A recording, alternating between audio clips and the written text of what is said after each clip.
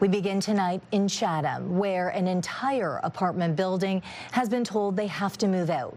The reason given, renovations. CTV's Robert Lothian joins us now with more. And Robert, this is really raising not just concern, but a lot of questions.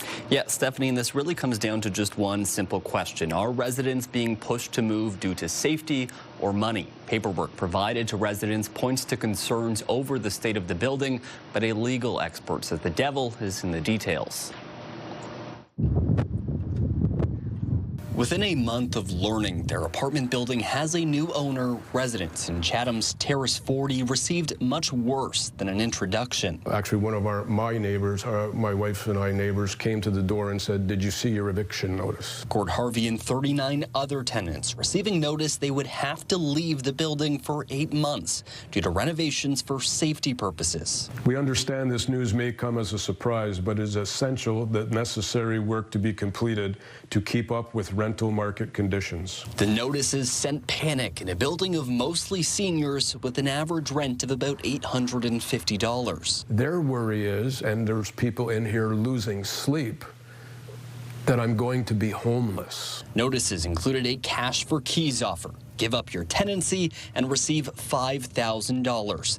Tenants now left without any other choice, or so they thought. This is a scare tactic, and I'm going to call it that because they're not very honest with the paperwork that they gave. Housing stability worker Jeff Wilkins says municipal council first alerted him of the notices. A deceitful tactic he says is common in the province, serving as a form of renoviction. So it is in the landlord's best interest, if they want to do it this way, to try to get rid of everybody. The landlord is pointing to concerns over asbestos, which Wilkins says is not unusual in older properties. You go into a church, you go into a school, there's a chance there's going to be asbestos in there.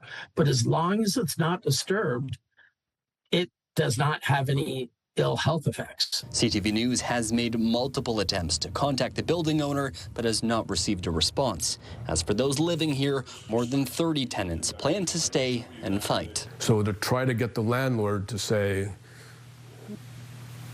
this isn't worth it for me, this community is fighting, this building is too much trouble, and to get them to stop. Robert Lothian, CTV News. In the aftermath of these eviction notices being given to tenants, the municipality is examining their options. Councillor Marjorie Crew is bringing a motion to Chatham Kent Council to look at a bylaw seeking to prevent renovictions. Municipalities like Toronto and Hamilton have already implemented what are known as N13 bylaws. These require a landlord to purchase a renovation license from the city or municipality before issuing notice to tenants. Crew says the goal is to ensure building owners are actually planning to renovate their property.